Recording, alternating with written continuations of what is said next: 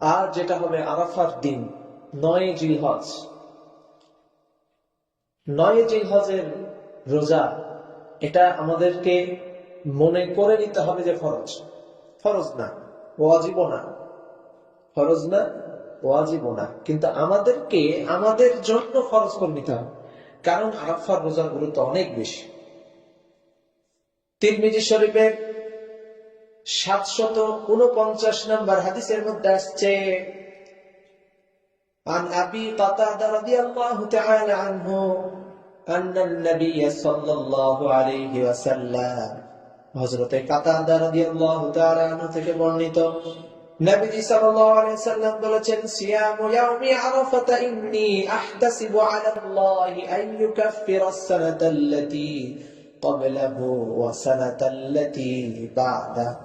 নবীজি সাল্লাল্লাহু আলাইহি ওয়াসাল্লাম বললেন, আমরা যদি আরাফার রোজা রাখতে পারি, আরাফার রোজা, আরাফা দিবসের রোজা যে ব্যক্তি রাখবে, এই রোজার বিনিময়ে আমি আল্লাহর কাছে আশা করি আল্লাহ পাক রব্বুল আলামিন একটা রোজার বিনিময়ে পূর্ববর্তী 1 বছর এবং পরবর্তী 1 বছরের গুনাহ রব্বুল আলামিন মাফ করে দিবে।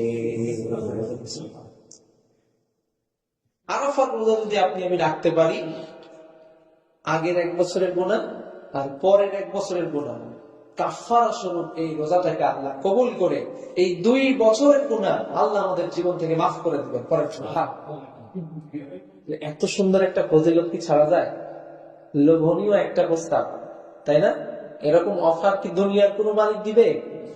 এত সুন্দর অফার, একটা রোজা রাখবেন, 1 বছর যত গুনাহ করেছেন সব মাফ। সুবহানাল্লাহ। আপনি যে কোম্পানিতে চাকরি করেন, সেই কোম্পানিতে আপনি পুরো 1 বছরে কয়েক কোটি টাকা আপনি লস করে দিয়েছেন, কয়েক কোটি টাকা লস করে দিয়েছেন। ওই কোম্পানির মালিক কি আপনার চাকরি রাখবে? নাকি এরকম অফার দিবে, ঠিক আছে তুমি 1 বছরে যা ক্ষতি করেছো, আজকের দিনটা সম্পূর্ণ ভালো মতো কাজ করো, আজকের দিনের কাজের বিনিময়ে 1 বছরে যত ক্ষতি করেছো সব মাফ। এরকম অফার কেউ দিবে? কেউ দিবে না। কিন্তু আল্লাহ রাব্বুল আলামিন দিয়েছেন। রাব্বুল আলামিন বলেছেন, একটা রোজার বিনিময়ে 2 বছরের গুনাহ মাফ হয়ে যাবে।